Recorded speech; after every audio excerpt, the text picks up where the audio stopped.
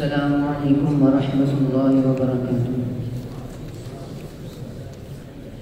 نحمده ونصلي على رسوله الكريم، اما بعد فاعوذ باللہ من الشیطان الرجیم، بسم اللہ الرحمن الرحیم۔ قل ادعوا اللہ او ادعوا الرحمن ایما تدعوا فله الاسماء الحسنى۔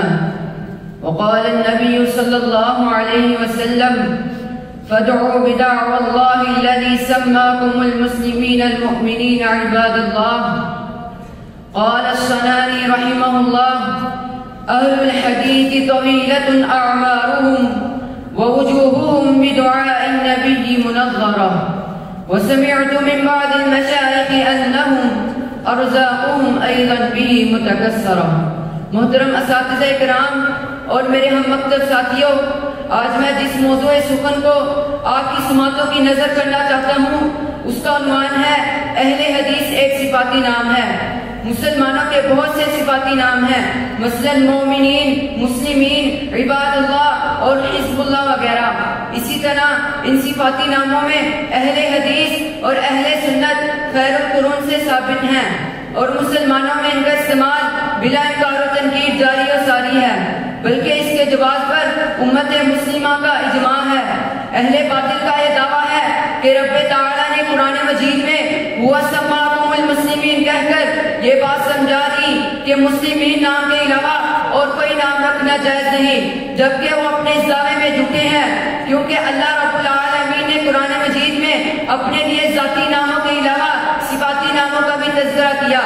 ارشاد باری تعالیٰ ہے وَلِلَّهِ الْأَسْمَاءُ الْحُسْنَى فَادْعُوهُ بِهَا، اور کہیں پر فرمایا قُلِ ادْعُوا اللَّهَ أَوِ ادْعُوا الرَّحْمَنَ أَيَّمَّا تَدْعُوا فَلَهُ الْأَسْمَاءُ الْحُسْنَى۔ لہذا رحمان، رحیم، العلیم، القدیر ان صفاتی ناموں کو بھی نام ہی کہا۔ حضرات، پیارے پیغمبر جناب محمد رسول اللہ صلی اللہ علیہ وسلم کا ذاتی نام محمد اور احمد ہے، لیکن صحیح مسلم میں آپ صلی اللہ علیہ وسلم کا یہ فرمان مبارک موجود ہے انا محمد و احمد والمقفی والحاشر ونبی التوبۃ ونبی الرحمہ، اور کہیں پر فرمایا ان لی اسماء انا محمد وانا احمد وانا الحاشر الذي يحشر الناس على قدمي وانا العاقب الذي ليس بعده احد۔ حضرات، ان دلائل سے یہ واضح ہوا کہ مسلمین کا صفاتی نام اور لقب اہل حدیث اور اہل سنت ہے۔ حضرات، آج لوگ مسلک اہل حدیث پر طعن و تشنیع کے نسر چلاتے ہوئے اپنی زبانیں دراز کرتے ہیں۔